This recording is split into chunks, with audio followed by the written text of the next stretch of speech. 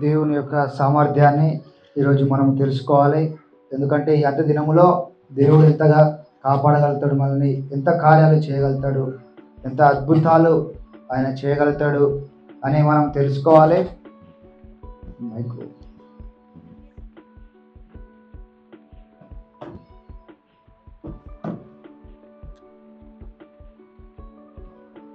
మనము ఈరోజు దేవుని యొక్క సామర్థ్యాన్ని, ఆయన చేయబోతున్న కార్యాలను, అద్భుతాలను ఆయన ఏ విధంగా చేయగలుగుతాడు, ఎలాంటి ఆశ్చర్య కార్యాలను ఆయన చేయగలుగుతాడు, మన జీవితంలో ఎంత గొప్ప కార్యాలు చేయగలుగుతాడో మనం ఈరోజు తెలుసుకుందాం.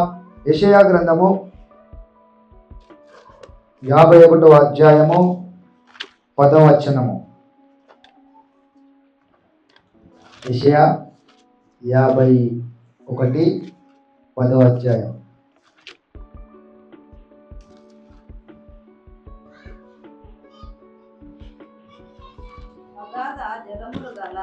అగాధ జలము గల సముద్రమును ఇంకిపోజేసిన వాడవు నీవే కదా.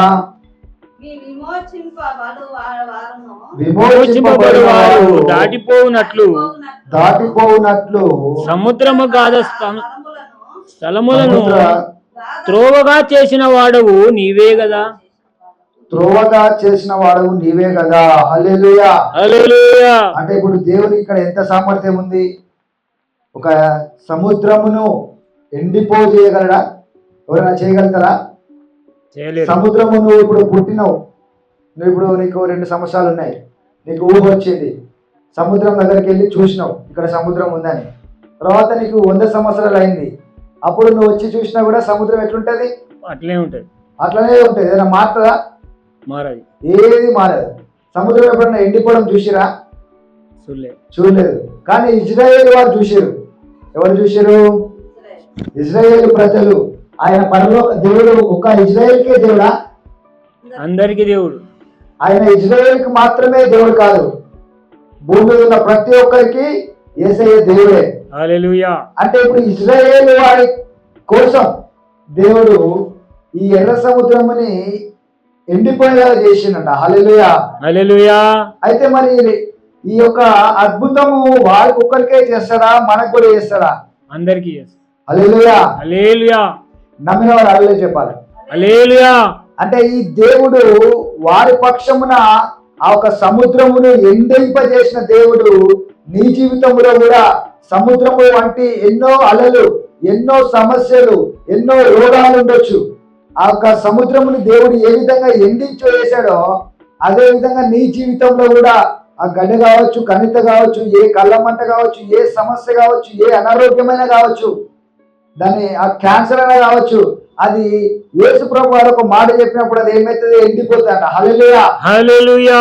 కాబట్టి మనము కూడా దేవుడు ఇలాంటి అద్భుతాలను మనం కూడా పొందుకోవాలి, మనం కూడా అర్హులమే అంట. హల్లెలూయా హల్లెలూయా. అంటే ఒక ఇజ్రాయేల్ వారి కోసమే దేవుడు చేసిండు, వారి కోసమే దేవుడు మరణించాడు సిలువలో, మన కోసం కాదు అని చాలా మంది అంటారు. కానీ ఇక్కడ దేవుడు మన అందరి కోసము ఆయన గొప్ప కార్యాలు చేయటకు సిద్ధంగా ఉన్నాడు. నమ్ముట నీ వశం అయితే నమ్ము వారికి సమస్తము సాధ్యమే. అంటే మీరు మాత్రమే కొంతమంది నమ్మితే అనలే, ఎవరు నమ్మినా దేవుడు గొప్ప కార్యాలు చేశాడంట. హల్లెలూయా హల్లెలూయా. అంటే సముద్రం ఎండిపోయే అలాంటి అద్భుతాలు నువ్వు చూడాలనుకుంటున్నావు ఈరోజు.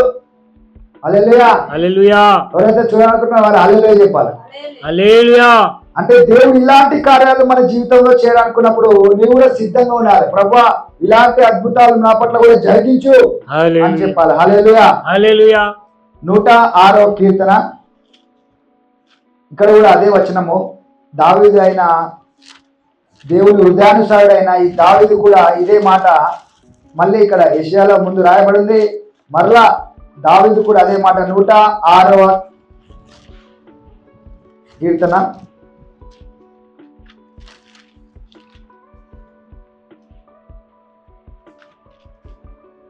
106:9 వచనం.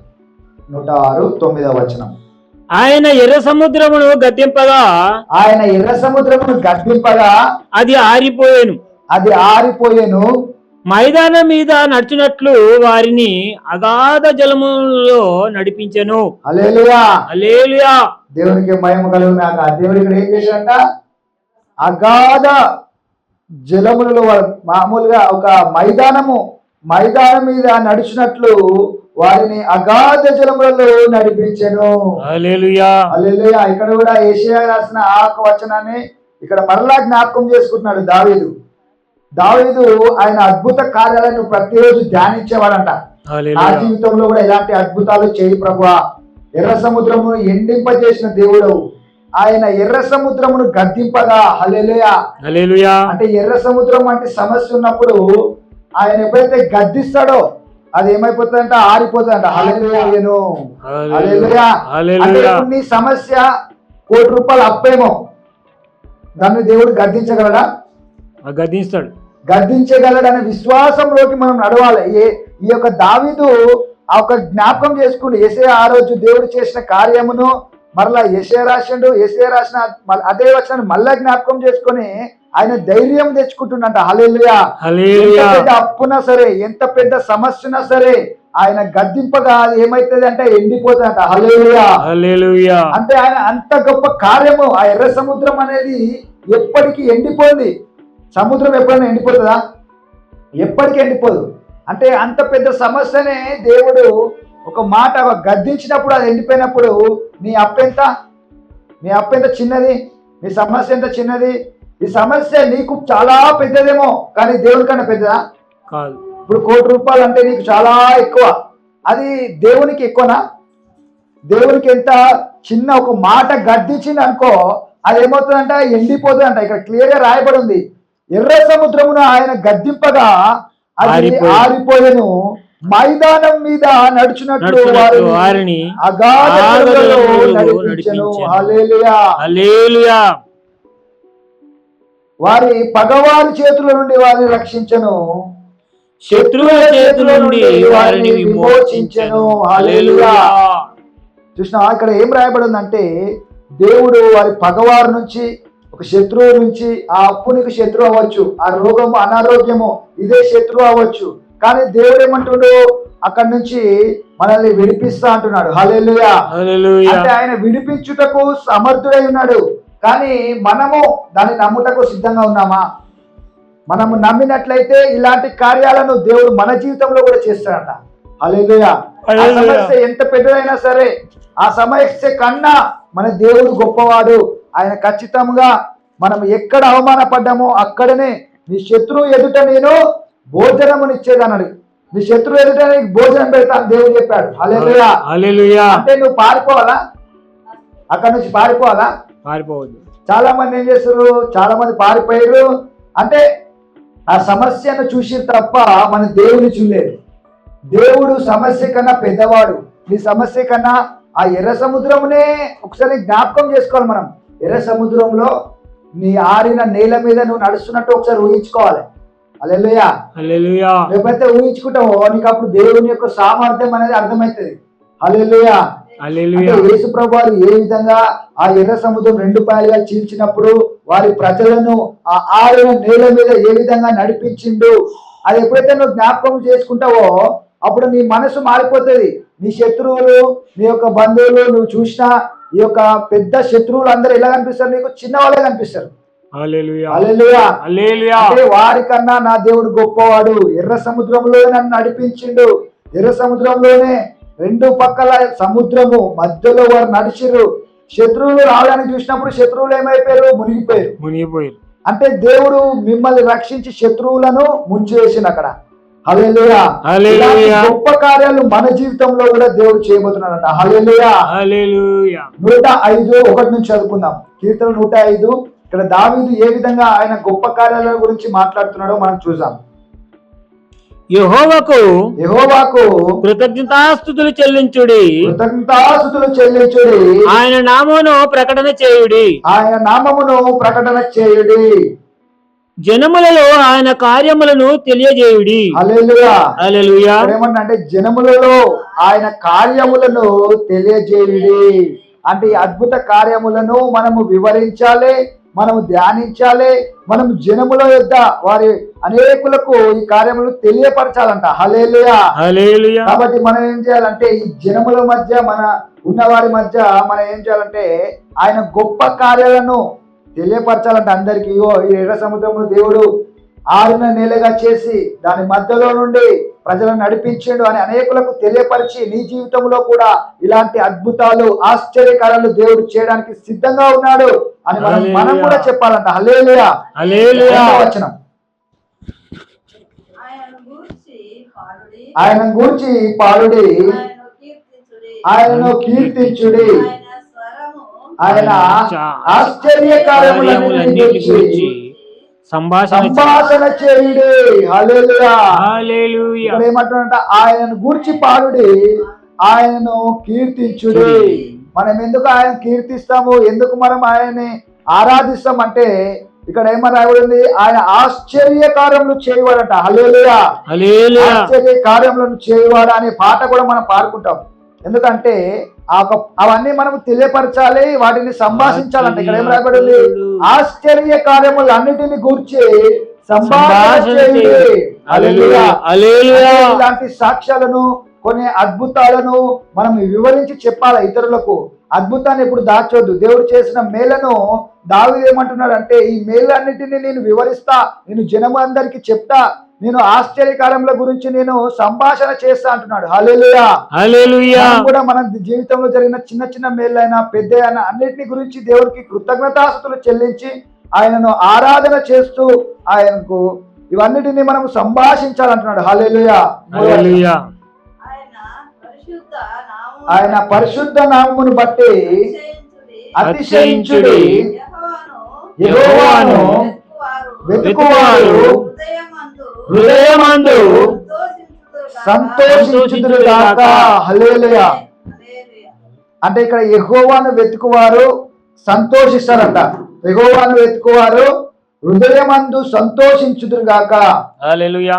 యెహోవాను వెతుకుడి, ఆయన బలమును వెతుకుడి, ఆయన సన్నిధిని నిత్యము వెతుకుడి.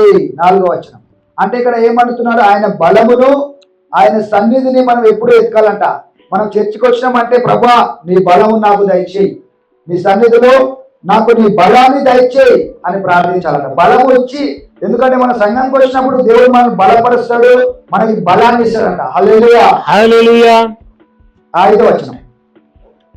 ఆయన దాసుడైన అబ్రహాము వంశస్థులారా, ఆయన ఏర్పరచుకొనిన యాకోబు సంతతి వారలారా, ఆయన చేసిన ఆశ్చర్య కార్యములను జ్ఞాపకము చేసుకొనుడి. హల్లెలూయా. హల్లెలూయా. ఆయన చేసిన ఆశ్చర్య కార్యములను జ్ఞాపకము చేసుకొనుడి. హల్లెలూయా. హల్లెలూయా. ఎప్పుడైతే ఆయన చేసిన కార్యములను ధ్యానిస్తామో, వాక్యములో ఉన్న అద్భుతాలు మనం నిర్గమకాండం చదువుకున్నాం. నిర్గమకాండంలో ఆయన ఏ విధంగా ఇశ్రాయేలు వారిని బయటికి తీసుకొచ్చాడు, అనేక సూచక్రియలు అన్ని మనము ధ్యానించాలంట. మనం ఉట్టే కూర్చున్నప్పుడు, ఎక్కడైనా మంచిగా ఏం పని లేనప్పుడు, నార్మల్ గా మనం కూర్చున్నప్పుడు దాన్ని నెమరు వేసుకోవాలి. ఎట్లయితే ఆవు ఏ విధంగా అయితే ఆహారము తిని అది ఏ విధంగా మళ్ళీ ఇంటికి వచ్చి ఏం చేస్తుంది, నెమరు వేస్తూనే ఉంటది. మనం చూసినప్పుడల్లా అది నోరు ఆడిస్తూనే ఉంటది. అదే విధంగా మనం కూడా దేవుని కార్యాలను ఆశ్చర్యకార్యములను జ్ఞాపకము చేసుకొనుడి అంటున్నాడు ఇక్కడ. హల్లెలూయా. హల్లెలూయా. ఈ రోజు నుంచి ప్రతి వాగ్దానము, ప్రతి బైబిల్ చదివిన ప్రతిసారి ఆయన చేసిన అద్భుత కార్యాలను, ఆశ్చర్య కార్యాలను మనం ధ్యానిస్తూ జ్ఞాపకమునకు తెచ్చుకోవాలంట. హల్లెలూయా.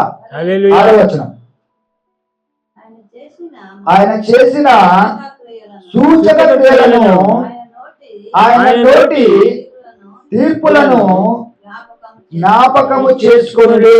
ఇక్కడ మరలా జ్ఞాపకం చేసుకోవాలి. సూచక క్రియలను జ్ఞాపకము చేసుకొనుడి అంటే ఆయన సూచక్రియలు అనగా నీటిని ద్రాక్షరసంగా మార్చాడు, అదొక సూచక్రియ. దాన్ని మనం జ్ఞాపకం చేసుకున్నప్పుడు మన పరిస్థితి అనేది మార్చబడుతుంది అని, మన తలంపులు అన్నిటి మారిపోతాయి, మన ఆలోచనలు మారిపోతాయి, మన పరిస్థితులు మారిపోతాయి. ఎప్పుడైతే ధ్యానిస్తుంటావో దేవుని సామర్థ్యం మనకు వచ్చేస్తుందంట. హల్లెలూయా. హల్లెలూయా. చదవండి. ఆయన మన దేవుడైన యెహోవా, ఆయన తీర్పులు భూమి అంతటా జరుగుతున్నవి. 14వ వచనం. 14వ వచనం. నేను అభిషేకించిన వారిని ముట్టకూడదనియు, నేను అభిషేకించిన వారిని ముట్టకూడదనియు, నా ప్రవక్తలకు కీడు చేయకూడదనియు, నా ప్రవక్తలకు కీడు చేయకూడదనియు ఆయన ఆజ్ఞ ఇచ్చి ఇచ్చినారంట. హల్లెలూయా. అంటే ఇక్కడ నేను హల్లెలూయా. అభిషేకించిన వారిని, అంటే మనము ప్రార్థన నూనె, ఈ ఆయిల్ ఉంటది, మనం ఏం చేస్తాం, ఆయిల్ తోటి అభిషేకించుకుంటాం. ప్రతిరోజు దేవుని యొక్క అభిషేకాన్ని మనం పొందుకుంటాం. ఎప్పుడైతే ఆయిల్ మనం పెట్టుకుంటామో అప్పుడు ఏం జరుగుతుంది, అభిషేకం మనకు వస్తుందంట. ఈ అభిషేకం ద్వారా ఏమంటుంది దేవుడు, నేను అభిషేకించిన వారిని ముట్టకూడదు. హల్లెలూయా. హల్లెలూయా. అంటే ఎవరు కూడా, ఏ దురాత్మ కూడా, ఏ అంధకార శక్తులు కూడా ముట్టాయా? ముట్టాయి. ఎందుకు? దేవుడు ఆజ్ఞాపించింది కాబట్టి. అవన్నీ కూడా దేవుని కంట్రోల్లో ఉంటాయి. ఏ దురాత్ముడైనా, ఏ అంధకార శక్తులైనా, ఎవరు ఏది చేయాలన్నా వాడు ఫస్ట్ దేవుని పర్మిషన్ తీసుకోవాలి. నేను ఆయన అభిషేకించిన ఆశీర్వాదం, నేను అభిషేకించిన, నువ్వు నన్ను ఆయన ముట్టడానికి వీలు లేదు అంటాడు. ఇక్కడ దేవుడు అంటున్నాడు, నేను అభిషేకించిన వారిని ముట్టకూడదని, నా ప్రవక్తలను కీడు చేయకూడదని ఆయన ఆజ్ఞ ఇచ్చినాడంట. హల్లెలూయా. ఆయన ఏం చేసిండు? ఆజ్ఞ ఇచ్చిండు. ఇది ఆజ్ఞ. ఈ ఆజ్ఞను మీరొద్దు. సాతాను చెప్పిండు, ఈ ఆజ్ఞను మీరొద్దు, ఎవరినైనా ముట్టుకోగానే నేను అభిషేకించిన వారిని ముట్టకూడదు. హల్లెలూయా. 15వ వచనం. ఆయన ఎవరినైనాను వారికి హింస చేయనీయలేదు, ఆయన వారి కొరకు రాజులను గద్దించెను. హల్లెలూయా. హల్లెలూయా. దేవుడు నీ కొరకు ఎవరిని గద్దించబోతున్నాడట? రాజులు, అధికారులను. అందుకన్నాడు దేవుడు, రాజులను నమ్ముకోవడం కంటే యెహోవాను ఆశ్రయించుట మేలు. కాబట్టి యెహోవాను ఎప్పుడైతే నువ్వు ఆశ్రయిస్తావో, నీ సమస్యలో, నీ ప్రాబ్లంలో నువ్వు ఎప్పుడైతే దేవుని యొద్దకు వచ్చి, ప్రభువా నిన్ను ఆశ్రయిస్తున్నా, అయ్యో ఈ సమస్య, ఇల్లు సమస్య, అయ్యో ఇది ఒక పెండింగ్ లో ఉంది, అయ్యో ఇది గవర్నమెంట్ నాకు శాంక్షన్ చేయట్లేదు, ఇగో ఇది రావట్లేదు అన్నప్పుడు నువ్వు ఎవరి దగ్గర రావాలి? రాజు దగ్గరకా, ఎమ్మెల్యే దగ్గరకా, సీఎం దగ్గరకా? కాదు. ఎవరి దగ్గరికి రావాలి? దేవుని దగ్గరికి రావాలి. అప్పుడు ఆయన ఏం చేశాడంట? రాజులను గద్దించాడంట. హల్లెలూయా. హల్లెలూయా. ఆయన మన కొరకు రాయబడింది, ఆయన వారి కొరకు రాజులను గద్దించెను. అంటే దేవుడు మన కొరకు అధికారులను కూడా వారిని గద్దించి, ఇగో ఈ పని చేయి అని వారికి చెప్పి, వారి ద్వారా మనకు పని చేపిస్తాడంట. హల్లెలూయా. 15వ వచనం మరొకసారి చదువు. ఆయన ఎవరినైనాను వారికి హింస చేయలేదు. హల్లెలూయా. అంటే ఆయన వారిని తీసుకొస్తున్నప్పుడు ఎవరు కూడా వారిని హింసించలేదంట. ఏ రాజులు కూడా ఎవరు కూడా వారి మీద హింసించలేకపోయారంట. హల్లెలూయా. హల్లెలూయా. కాబట్టి ఏ సమస్య అయినా ఏది కూడా నిన్ను హింసించడానికి వీల్లేదు. హల్లెలూయా. హల్లెలూయా. ఆయన ఎవరినైనాను వారికి హింస చేయనీయలేదు. ఆయన వారి కొరకు రాజులను గద్దించెను. హల్లెలూయా. హల్లెలూయా. అయితే ఇక్కడ దేవుడు గొప్ప గొప్ప కార్యాలు చేశాడు కాబట్టి ఇవన్నిటిని మనము జ్ఞాపకం చేసుకోవాలి. 27వ వచనం చదువు. అదే అధ్యాయము 27వ వచనం. 105వ కీర్తన 27వ వచనం. వారు ఐగుప్తుల మధ్యను ఆయన సూచక క్రియలను హాము దేశములో మహత్కార్యములను జరిగించి. హల్లెలూయా. ఐగుప్తుల మధ్యను, అంటే వారు ఐగుప్తులో ఉన్నప్పుడు, ఇశ్రాయేలు వారందరూ ఐగుప్తులో ఉన్నప్పుడు ఆయన సూచక క్రియలను హాము దేశములో మహత్కార్యములను జరిగించి. అంటే దేవుడు ఆ కార్యములను, మహత్కార్యములను వారి మధ్య జరిగించినట్ట. వారి కోసము రాజులను గద్దించిండు. వారి కోసము అనేక తెగుళ్ళు ఆ ఐగుప్తులో దేవుడు ఇచ్చిండట. వారికి ఎందుకు ఇచ్చిండంటే ఈ ప్రజలను వారు బయటికి రానివ్వలే. బయటికి రానినప్పుడు ఏం చేసింది దేవుడు? వారందరిని తెగుళ్ళతోటి, శత్రువులని తెగుళ్ళతోటి బంధించి వారిని అందరినీ విడిపించినట్ట. హల్లెలూయా. హల్లెలూయా. 36వ వచనం. అదే అధ్యాయం 36వ వచనం. వారి దేశమందలి సమస్త శ్రేష్ఠులను వారి ప్రథమ సంతానమును ఆయన హతము చేసెను. అక్కడ నుండి తన జనులను వెండి బంగారములతో ఆయన రప్పించెను. వారి గోత్రములో నిష్పత్తుల చేత లేకపోయేను. ఇక్కడ దేవుడు ఆ రాజు దేవుడు ఎప్పుడైతే రాజుకు చెప్పి మీరు బయటికి తీసుకురండి అన్నప్పుడు ఆయన రానప్పుడు ఏం చేసినంట, వారి ప్రథమ సంతానమును ఆయన గద్దించెను. హల్లెలూయా. అక్కడ నుండి తన జనులను వెండి బంగారములతో ఆయన రప్పించెను. వారి గోత్రములో నిస్సత్వ చేత త్రొట్రెల్లు వాడొక్కడైనను లేకపోయిన. హల్లెలూయా. అంటే ఇక్కడ అనేకులకు తెగులు వచ్చింది కానీ వీరికి వచ్చిందా? ఒక్క తెగులు వచ్చిందా? రాలే. ఒక్క తెగులు రాకుండా దేవుడు వారిని వెండి బంగారములతో అక్కడి నుంచి బయటికి తీసుకొచ్చినట. హల్లెలూయా. హల్లెలూయా. అంటే దేవుడు నీకు కూడా ఇలాంటి కార్యాలు చేయబోతున్నాడంట. ఏ తెగులు రాకుండా, ఏ చిన్న నొప్పి, ఏ బాధ, నిస్వత్వ కలిగి త్రొట్రులు వాడు ఒక్కడైనా లేకపోయాను. ఏ చిన్న నొప్పి కూడా లేకుండా వారు ఏ విధంగా ఉన్నారంట? బలము కలిగి ఉన్నారంట. హల్లెలూయా. హల్లెలూయా. వెండి బంగారములను వారికి ఇచ్చిండు దేవుడు. హల్లెలూయా. హల్లెలూయా. అంటే వెండి బంగారములను దేవుడు ఇచ్చి ఉన్నాడంట. హల్లెలూయా. 41వ వచనం. బండను చీల్చగా నీళ్లు ఉబికి వచ్చెను, ఎడారులలో అవి ఏరులై పారెను. హల్లెలూయా. హల్లెలూయా. ఏం చేసిండు దేవుడు? బండను చీల్చేసినట్ట. హల్లెలూయా. హల్లెలూయా. ఎంత గొప్ప వచనం ఇది. అంటే దేవుడు బండను చీల్చినంటే నీ సమస్య ఎంత కరువైనా, ఎంత సమస్య అయినా, ఎంత పెద్ద సమస్య అయినా, సొంతిల్లు కావాలనుకుంటున్నావా, నీ కొరకు దేవుడు ఇలాంటి గొప్ప కార్యాలు చేయబోతున్నాడు. హల్లెలూయా. హల్లెలూయా. బండనే చీల్చేసినంటే దేవుడు నీకు ఖచ్చితంగా గొప్ప కార్యాలు చేయబోతున్నాడు నీ పక్షంలో. హల్లెలూయా. హల్లెలూయా. బండను చీల్చి నీళ్లు ఉబికి వచ్చెను. హల్లెలూయా. హల్లెలూయా. ఎడారులలో, ఎక్కడ అంట? ఎడారులో అవి ఏరులై పారెను. ఎడారులో నీళ్ళు దొరుకుతాయా? దొరకవు. మరి ఇక్కడ ఏం చేసింది దేవుడు? ఏరు పారుతున్నాడు ఇట్లా.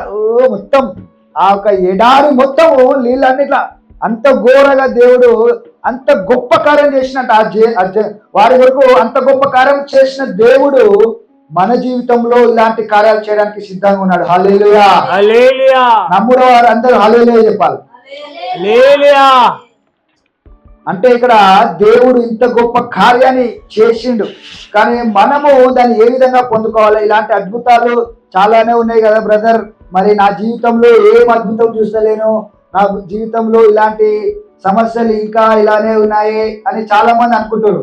అయితే మనం దేన్ని ఏ విధంగా పొందుకోవాలి అనేది ఆదికాండము 18వ అధ్యాయం ఒకసారి చూసుకుందాం. 1 నుంచి చదువు. ఆదికాండము 18:1 నుంచి. అయితే అబ్రహాము ఏ విధంగా పొందుకోను మరి ఈ యొక్క ఆశీర్వాదములను? 18:1 నుంచి.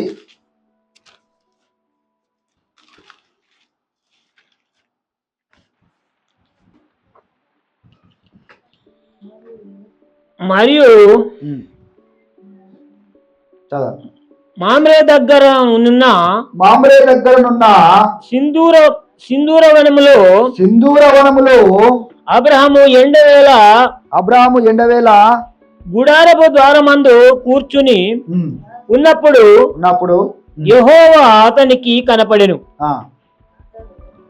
అతడు కన్నులెత్తి చూచినప్పుడు 3 మనుషులు అతని ఎదుట నిలవబడి ఉండిరి. అతడు వారిని చూచి గుడారపు వాకిట నుండి వారిని ఎదుర్కొనుటకు పరిగెత్తి నేల మట్టకు వంగి. ఇక్కడ ఏమంటుందంటే యెహోవా అతనికి కనబడినప్పుడు తర్వాత 3 దైవజనులు ఆయన కనిపించారంట. 3 దైవజనులు ఆ మార్గంలో పోతురంట. మామ్రే అనే దారం గుండా వెళుతుండగా ఈయన చూసి వీరు దైవజనులు అని గ్రహించి వారి వద్దకు వెళ్ళి పరిగెత్తుకొని వెళ్ళి నేల మట్టుకు వంగి. హల్లెలూయా. వంగి దైవజనుల ముందు ఆయన వారికి గౌరవం ఇస్తూ ఏమంటున్నాడు చూద్దాం. ప్రభువా నీ కటాక్షము నా మీద ఉన్న ఎడల ఇప్పుడు నీ దాసుని దాటిపోవద్దు. ఇక్కడ ఏం చేస్తున్నట? నీ దాసుని దాటిపోవద్దు ప్రభువా. దేవుని దైవజనుని దేవుని లెక్క ఆయన ఎట్లా చేస్తున్నంటే దాటిపోవద్దు నన్ను ఈరోజు అని గట్టిగా పట్టుకున్నాడు. అంటే నన్ను ఆశీర్వదించకుండా మీరు వెళ్ళొద్దు అంటున్నాడు.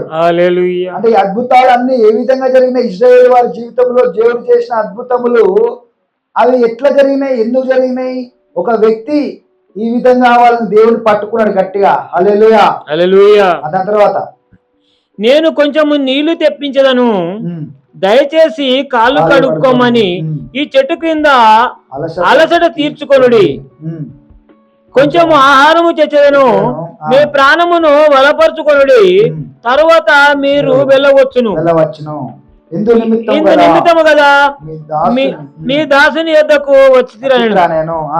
వారు నీవు చెప్పినట్లు చేయమనగా అబ్రహాము గుడారములో ఉన్న సారా యొద్దకు త్వరగా వెళ్ళి, నీవు త్వరపడి 3 మానికల మెత్తని పిండి తెచ్చి పిసికి రొట్టెలు చేయమని చెప్పాను. మరియు అబ్రహాము పశువుల మందకు పరిగెత్తి ఒక మంచి లేత దూడను తెచ్చి ఒక పనివానికి అప్పగించాను. వాడు దాని త్వరగా సిద్ధపరిచాను. తరువాత అతడు వెన్నను పాలను తాను సిద్ధము చేయించిన దూడను తెచ్చి వారి ఎదుట పెట్టి, వారు భోజనము చేయుచుండగా వారి యొద్ద చెట్టు కింద నిలుచుండెను. వారు అతనితో, నీ భార్య అయిన సారా ఎక్కడ ఉన్నదని అడగగా, అంటే ఇప్పుడు అక్కడ ఏం జరిగింది ఎంత చేసిన తర్వాత ఇప్పుడు ఏమంటున్నారు, నీ సారా ఎక్కడ ఉంది అంటున్నాడు. అంటే ముందుగా ఆయన వారిని బతిమాలుకున్నాడు. ఫస్ట్ దేవుని ప్రజలు వాళ్ళు వచ్చినప్పుడు వారిని పట్టుకొని ఆశీర్వాదాలను ఏ విధంగా పొందుకుంటాం మనం ఇక్కడ చూసాం. అయితే మీరు ఇక్కడ ఆహారం తినండి, మీరు కొంచెం అలసట తీసుకొని కొంచెం ఆహారం తిని వెళ్ళమన్నాడు, అంతే కదా. అన్నప్పుడు వారేమన్నారు, మేము ఆల్రెడీ తినొచ్చినాం, నువ్వేం పెట్టొద్దు నాకు, మేము వెళ్ళిపోవాలి, పని ఉంది మాకు అన్నారా? అనలే. అంటే ఆయన వచ్చి ఫస్ట్ వంగి, నేల మట్టుకు వంగి, ఇక్కడ రాయబడింది నేల మట్టుకు వంగి గట్టిగా పట్టుకున్నాడు వాడిని పోకుండా. అర్థమైందా? ఇక్కడ ఏమైందంటే పరిగెత్తుకొని ఎత్తి నేల మట్టుకు వంగి, 3వ వచనం, నేల మట్టుకు వంగి ప్రభువా అని గట్టిగా బతిమారుతున్నట. అంటే ఇప్పుడు కొంతమంది ఎట్లుంటారు, మొహమాటం ఉంటుంది. పాస్టర్లు ఏం చేస్తారు, మేము వద్దు మేము తినొచ్చినాం ఆల్రెడీ, మాకేం పెట్టకని అంటారు కదా. చాలా మంది ఏమంటారు, ఇలా అంటారు. అన్నప్పుడు మనం ఏమంటారు, తినొచ్చిందంట ఏమొద్దులే అని మనం వదిలేస్తాం. ఈయన వదిలేసిందా? వదిలేదు. ఈయన ఏమన్నాడు, గట్టిగా పడి నీ కనికరము నా మీద ఉంచు అని అయిపోయింది. ఇక్కడ రాయబడింది, కొంచెం ఆహారం పుచ్చుకోనము ఇందు నిమిత్తము కదా మీ దాసుని యొద్దకు వచ్చితి అని నేను వచ్చిన. అక్కడ ఏం రాయబడింది, అతను వచ్చింది గ్రహించి గట్టిగా పట్టుకొని ఆయన వదలకుండా, ఇందు నిమిత్తమే కదా మీ దాసుని మీరు ఆశీర్వదించడానికి వచ్చారు కదా అని, నా వంతు కార్యాన్ని, నా వంతు ఆహారం నేను ఇస్తా అని చెప్పి ఖచ్చితంగా ఆయన వదలకుండా వారికి ఆహారం పెట్టి, తర్వాత అప్పుడు ఏమంటారు వాళ్ళు, మీ భార్య ఎక్కడ ఉంది అని అడుగుతారు. 9వ వచనం, నీ భార్య అయిన సారా ఎక్కడ ఉన్నదని అడగగా, ఇప్పుడు వాళ్ళే చెప్తారు, నేను అడగ ముందుకే వాళ్ళు అడుగుతున్నా. అతడు అదిగో గుడారంలో ఉన్నదని చెప్పాను. అందుకు ఆయన, మీ మీదికి ఈ కాలమున నీ యొద్దకు నిశ్చయముగా మరలా వచ్చేదను, అప్పుడు నీ భార్య అయిన సారాకు ఒక కుమారుడు కలుగునని చెప్పాను. సారా ఆయన వెనుక ఉండిన గుడారపు ద్వారమందు వినుచుండెను. అబ్రహామును సారాయును బహుకాలము గడిచిన వృద్ధులై ఉండిరి. స్త్రీ ధర్మము సారాకు నిలిచిపోయాను కనుక సారా, నేను బలమూడిన దాననైన తర్వాత నాకు సుఖము కలుగునా, నా యజమానుడును వృద్ధుడై ఉన్నాడు కదా అని తనలో నవ్వుకొనెను. అంతటా యెహోవా అబ్రహాముతో, వృద్ధురాలైన నేను నిశ్చయముగా ప్రసవించదనా అని సారా నవ్వేనేలా, యెహోవాకు అసాధ్యమైనది ఏదైనా ఉన్నదా? హల్లెలూయా. మీదటికి ఈ కాలమందు నీ యొద్దకు తిరిగి వచ్చేదను, అప్పుడు సారాకు కుమారుడు కలుగునెను. హల్లెలూయా. హల్లెలూయా. అంటే ఇప్పుడు ఇక్కడ ఆశీర్వాదం వచ్చింది, వాళ్ళకి వచ్చింది. అంటే ఇక్కడ ఆయన ఆశీర్వాదాన్ని వాళ్ళు పోతుర్రు, ఈయన పట్టుకొని ఏం చేసిండు, వదిలిపెట్టకుండా ఆశీర్వదించాలని వారికి ఆహారం పెట్టి వారు మొహమాట పడచ్చు, చెప్పొచ్చు. ఇట్లా కొంతమంది అంటారు కదా, నేను మొహమాట, నేను తినొచ్చినాం అంటారు. కానీ వీళ్ళు ఏం చేసి నేనే గట్టిగా పట్టుకుని వదలకుండా అన్ని చేసి అప్పుడు వాళ్ళు ఏం చేస్తారు, వారి ఆశీర్వాదం విడుదల చేస్తారు. అబ్రాహాము నిశ్చయముగా 18వ వచనం, అబ్రాహాము నిశ్చయముగా బలము గల గొప్ప జనములు ఆశీర్వదిస్తారు. ఇంకా అతని మూలముగా భూమిలోని సమస్త జనులను ఆశీర్వదింపబడును. ఎట్లనగా యెహోవా అబ్రాహామును గూర్చి చెప్పినది అతనికి కలగజేయనట్లు తన తర్వాత తన పిల్లలను తన ఇంటి వారును నీతి న్యాయములు జరిగించుచు యెహోవా మార్గమును గైకొనుటకు అతడు వారికి ఆజ్ఞాపించినట్లు నేను అతని ఎరిగి ఉన్నానను. హల్లెలూయా. హల్లెలూయా. అంటే నీవు నిశ్చయముగా బలము గల గొప్ప జనమగుదువు, అతని మూలముగా భూమిలోని సమస్త జనములను ఆశీర్వదింపబడును. ఎట్లనగా యెహోవా అబ్రాహామును గూర్చి చెప్పినది అతనికి కలుగజేయనట్లు తన తరము తర్వాత ఇస్సాకు వస్తాడు, ఇస్సాకు తర్వాత యాకోబు వస్తాడు. వీళ్ళందరినీ ఈ అబ్రాహాం ఏం చేసిండు, దేవుని భయభక్తుల్లో నడిపించిండంట. అది నాకు తెలుసు అని దేవుడు చెప్తుంది ఇక్కడ. తన తరువాత తన పిల్లలను తన ఇంటి వారును నీతి న్యాయములు జరిగించుచు యెహోవా మార్గమును గైకొనుటకు అతడు వారికి ఆజ్ఞాపించినట్లు నేను అతన్ని ఎరిగి ఉన్నానను. అంటే ఇతను ఆజ్ఞాపించినట్టు వారి కుటుంబంలో అందరికీ నా తరము అంతా కూడా యెహోవాను సేవించాలి, ఆయననే మీరు భయభక్తులు కలిగి ఉండాలి ఆయనకి అని చెప్పానంట. హల్లెలూయా. అదని నేను ఎరిగి ఉన్నానని దేవుడు చెప్తుంది ఇక్కడ. అంటే ఈ ఆశీర్వాదం అక్కడ గ్రహించిండు అబ్రాహాం. ఫస్ట్ పట్టుకున్నాడు, వాళ్ళని పట్టుకొని వారికి ఆహారం పెట్టి మీరు నన్ను ఆశీర్వదిస్తూనే వెళ్ళాలని చెప్పిండు. తర్వాత తన తరతరములకు యెహోవాని సేవించాలని వారి ఇస్సాకు చెప్పిండు, తర్వాత యాకోబుకు చెప్పిండు. హల్లెలూయా. హల్లెలూయా. అయితే ఇప్పుడు యాకోబు ఏం చేసిండో చూద్దాం. ఆదికాండము 32. అయితే యాకోబు కూడా ఇది విధంగానే పట్టుకున్నాడంట. దేవుడు వస్తున్నప్పుడు యాకోబు 32, ఆదికాండం 32:22 చూద్దాం.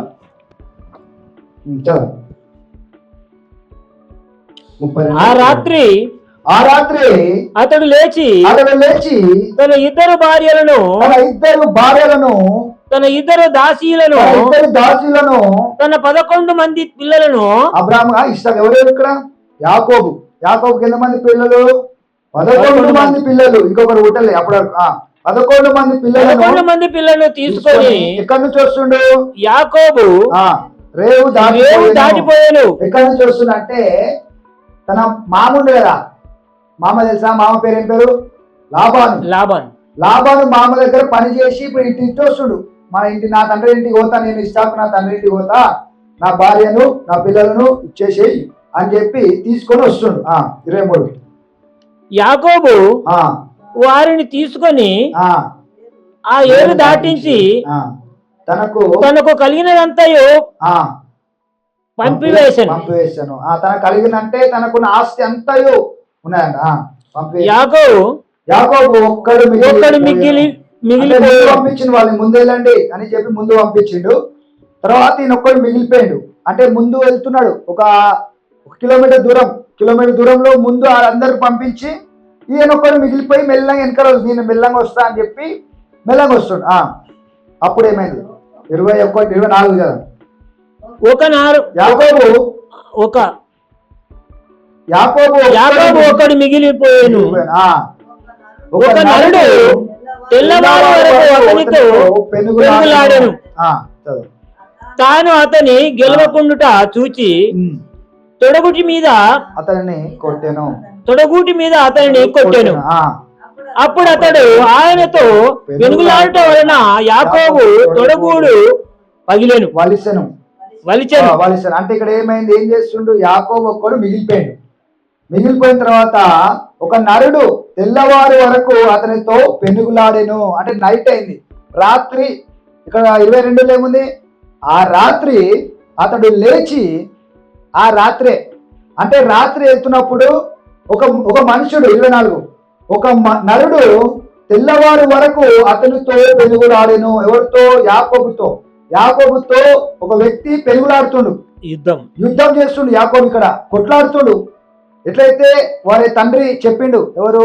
అబ్రహాము ఏమన్నాడు? ఇట్లాంటి దైవజనులు వచ్చినప్పుడు వీరిని గట్టిగా పట్టుకోవాలి, ఇట్లా పట్టుకొని వదిలొద్దు అని ఆయన చేసిండు కదా. ఇందాక మనం చూసినాం కదా, అబ్రహాము ముగ్గురిని పట్టుకొని పోవద్దు, నాకు ఆహారం పెట్టిండు, మీరు నన్ను ఆశీర్వదిస్తే కానీ నేను వదిలే అన్నాడు. ఆశీర్వదించిరు. అదే విధంగా ఇక్కడ అనే చేస్తుండు, పట్టుకుండు, అదే కొట్లాడుతుండు, ఫైట్ చేస్తుండు, గొడవ అవుతుంది పెద్దగా, అంటే కొట్లాట. 25 తాను కొట్టెను, తాను అతని గెలవకుండా చూచి తొడగూటి మీద అతనిని కొట్టెను. అప్పుడు అతడు ఆయనతో పెనుగులాడటం వలన యాకోబు తొడగూడు వసీలెను. ఆయన తెల్లవారుచున్నది గనుక నన్ను పోనిమ్మనగా అతడు, నీవు నన్ను ఆశీర్వదిస్తేనే గాని నిన్ను పోనీయనను.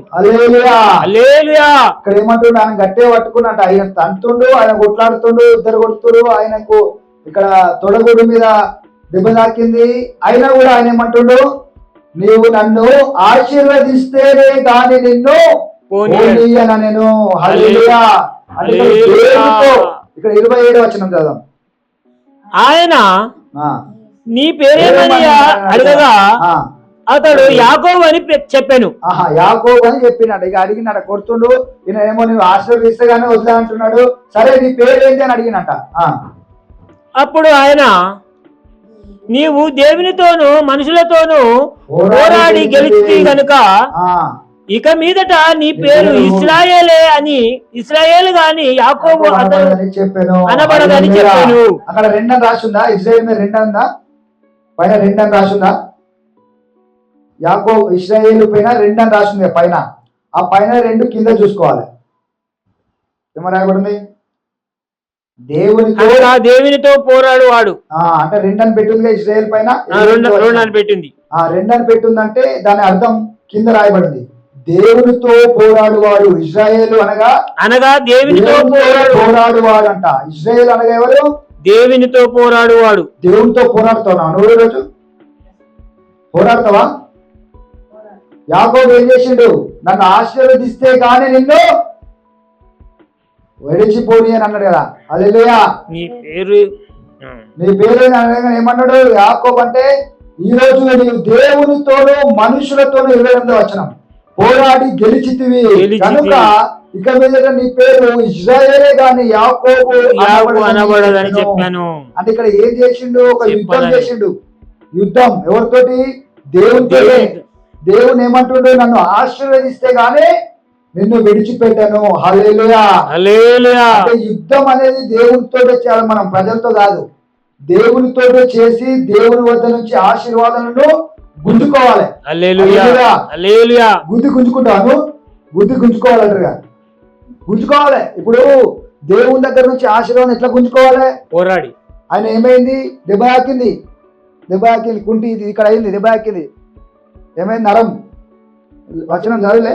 తొడగూటి మీద కొట్టినట్టు. ఆయన కొట్టినా కూడా ఆయన ఏమంటుండు? నిన్ను విడిచిపెట్టాను, నేను వదలను, నువ్వు నన్ను ఆశీర్వదిస్తే గానీ వదిలిపెట్టాను. అంటే ఆశీర్వాదాలు ఉంటేనే వస్తాయా? కొట్లాడాలి. ఇట్లా ఎవరు కొట్లాడారు? అబ్రహాము. తర్వాత ఇక్కడ ఎవరు?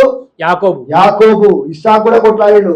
అంటే ఇక్కడ ఏం చేసిరు? అబ్రహాము ఆశీర్వాదాలు, ఇస్సాకు. ఇక్కడ యాకోబుకు తెలుసు, నాకు ఆశీర్వాదం ఉండాలి, నా స్వాస్థ్యము ఆశీర్వాదము, నా వాగ్దానములని నా యొక్క స్వాస్థ్యములు ఇవి నాకు జరగాల్సిందే అని నైట్ అంతా ఏం చేస్తుండు? కొట్లాడుతున్నట దేవునితోటే. కాబట్టి ఈ యొక్క అనారోగ్యము ఇవన్నీ మనతో ఇబ్బంది పెడుతున్నప్పుడు మనం దేవునితో పోరాడి వీటన్నిటిని జయించి ఆశీర్వదించబడ్డవారిగా మనం ఉండాలంట. హల్లెలూయా. 28వ వచనం. అప్పుడు ఆయన, నీవు దేవునితో మనుషులతోనూ పోరాడి గెలిచింది కనుక ఇక మీదట నీ పేరు ఇశ్రాయేలే గాని యాకోబు అనబడదని చెప్పాను. అప్పుడు యాకోబు, నీ పేరు దయచేసి తెలుపుమనెను. అందుకు ఆయన, నీవు ఎందు నిమిత్తము నా పేరు అడిగితివని చెప్పి అక్కడ అతని ఆశీర్వదించెను. హల్లెలూయా. హల్లెలూయా. ఆయన వదిలిపెట్టడానికి అర్థమైపోయింది. ఇక ఈయన కొట్టినా వదిలిపెడతలేడు, నన్నే కొడుతుండు, ఫైట్ చేస్తుండు. ఇక నేను ఏమంటుండు యాకోబు, నీ పేరు ఏందని అడిగిండు. నీ పేరు నీకెందుకయ్యా, నీకు ఆశీర్వాదం కావాలి కదా అని అక్కడ అతన్ని ఆశీర్వదించెను. హల్లెలూయా. వచనం,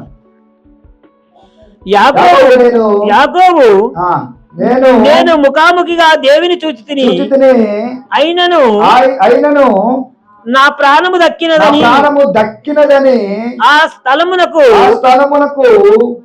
పెనుయేలు అను పేరు పెట్టెను. అనగా కింద ఉంది అతడు దేవుని ముఖము రాయబడింది, మూడని రాయబడింది. దాని మీద మూడని ఉంది, పెనుయేలు మూడని ఉంది కదా, దాని మీద పెనుయేలు మీద మూడు ఉంది. పెనుయేలు మూడు. అక్కడ కింద చూసుకోవాలి, కింద ఏమనుంది, అనగా దేవుని ముఖము. అంటే ఆయన ముఖాముఖి ఎవరితో పోరాడిండు? దేవునితోనే ముఖాముఖిగా పోరాడి నన్ను ఆశీర్వదించు అన్నాడట. హల్లెలూయా. హల్లెలూయా. అప్పుడు దేవుడు ఆయన ఆశీర్వదించినట్ట. 31 అతడు పెనుయేలు నుండి సాగిపోయినప్పుడు సూర్యోదయమాయెను. అప్పుడు అతడు తొడగుంటుచు నడిచెను. అంటే ఇప్పుడు ఏమైంది, దెబ్బ తాకింది కదా, నడుచుకుంటూ అవుతుంది ఇట్లా కొంచెం. అందుచేత ఆయన యాకోబు తొడగూటి మీది తుంటి నరము నేటి వరకు కొట్టినందున నేటి వరకు ఇశ్రాయేలు తొడగూటి మీదనున్న తుంటి నరము తినరు. అప్పటి నుంచి ఆయన ఇలా జరిగిందని చెప్పి అప్పటి నుంచి వారు నరం తినరు ఇజ్రాయేల్ వారు. ఎందుకంటే ఇజ్రాయేల్ దెబ్బ తాకింది కదా, నరం మీద కొట్టిరు కదా. దేవుడు ఇక్కడ ఫైట్ చేసి మీద గొడవ, ఫైటింగ్, ఆశీర్వాదం కొరకు, ఆశీర్వాదాన్ని జ్ఞాపకం చేసుకుంటారు వాళ్ళు. ఆయన పోరాడు జయించిన ఆశీర్వాదం ఇది అని. ఇజ్రాయేల్ అంటే ఏంటి?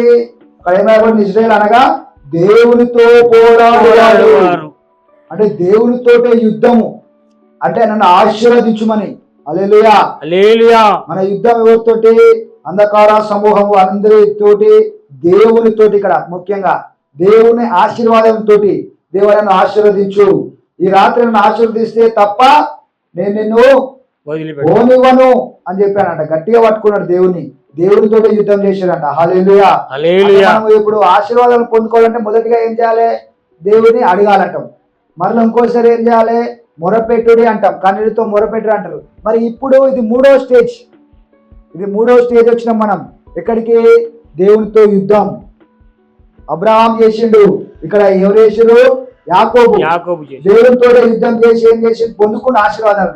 ఈ రోజు నుంచి మనం కూడా నైట్ ప్రార్థన దేవుడితో పోరాడి పొందుకోవాలి ఆశీర్వాదాలు. హల్లెలూయా. హల్లెలూయా. ఆఖరి వచనం ఒకటి చూసుకున్నాం. మత్తయి సువార్త, యేసుప్రభు చెప్తారు ఇదే మాట. మళ్ళీ యేసయ్య కూడా అదే అంటాడు, మీరు ఆశీర్వాదాలను పొందుకోవాలి. నేను యేసయ్య ఎట్లా ప్రార్థన చేస్తే తెలుసు కదా. యేసయ్య ప్రార్థన చేసినప్పుడు ఆయన చెమట ఏమైంది? రక్తం. అంటే ఎంతగా పోరాడిండు అర్థమైందా? ఇప్పుడు చెమట రక్తముగా. అంత గొప్ప యుద్ధము ఆయన ప్రతి రాత్రి చేసేటోడట అక్కడ ప్రార్థించేటప్పుడు. మత్తయి సువార్త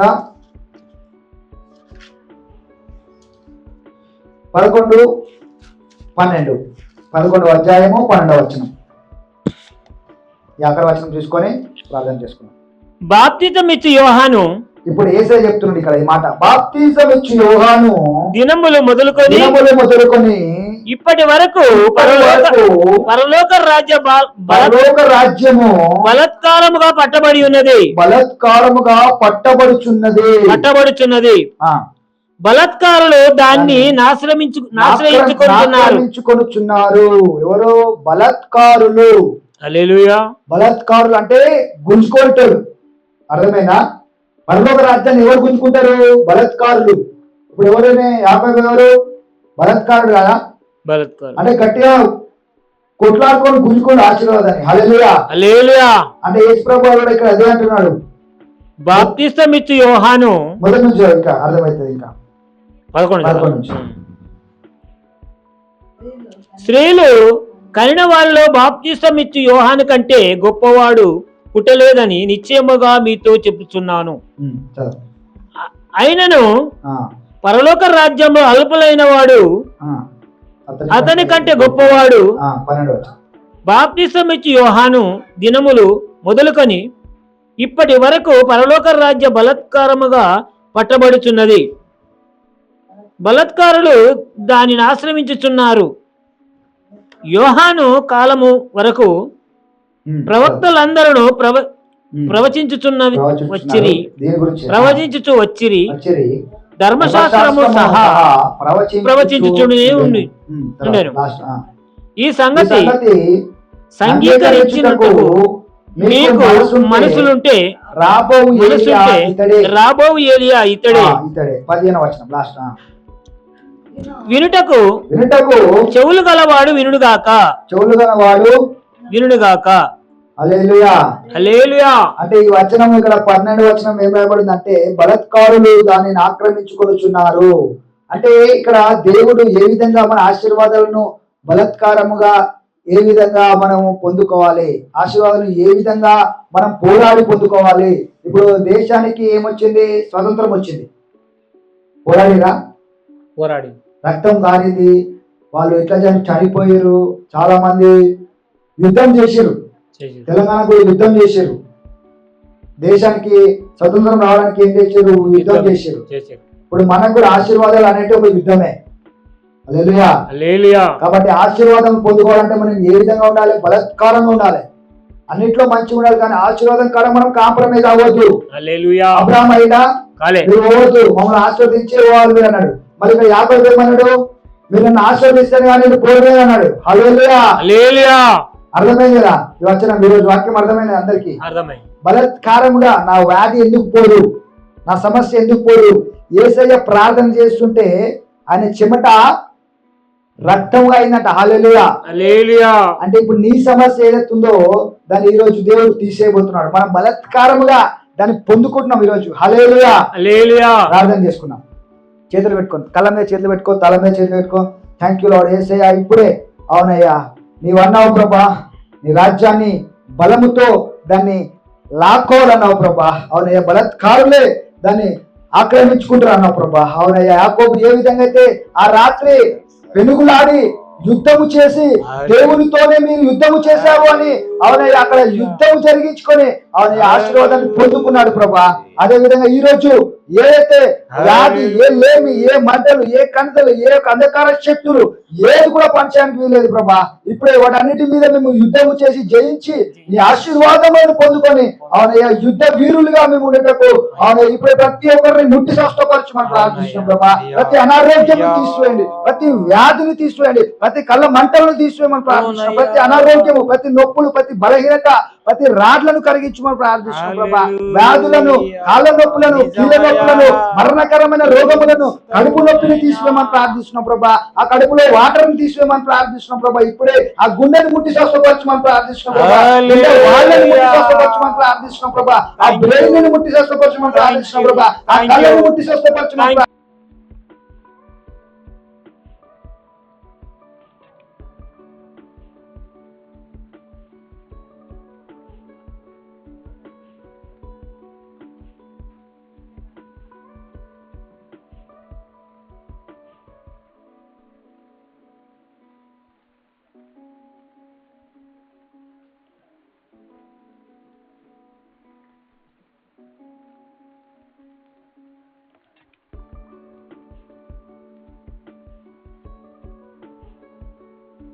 నుంచి విడుదల, ఆ బలహీనత నుంచి విడుదల, ఆ గడవ నుంచి విడుదల, ఇప్పుడే ప్రతి అనారోగ్యం నుంచి ఇప్పుడే స్వస్థత తెచ్చేయమని ప్రార్థిస్తున్నాం ప్రభా. అవునే 2 పాయలుగా చీల్చిన ప్రభా సముద్రాన్ని, ఆరిన నేల మీద ప్రజలు నడిపించిన దేవుడు, ఇక అసాధ్యమనేది ఏమీ లేదనో ప్రభా. ఇప్పుడే విడుదల దయచేసి ఈ నామాన్ని మహిమపరచుకోమని యేసు నామములో ప్రార్థిస్తున్నాము తండ్రి. ఆమేన్, ఆమేన్, ఆమేన్.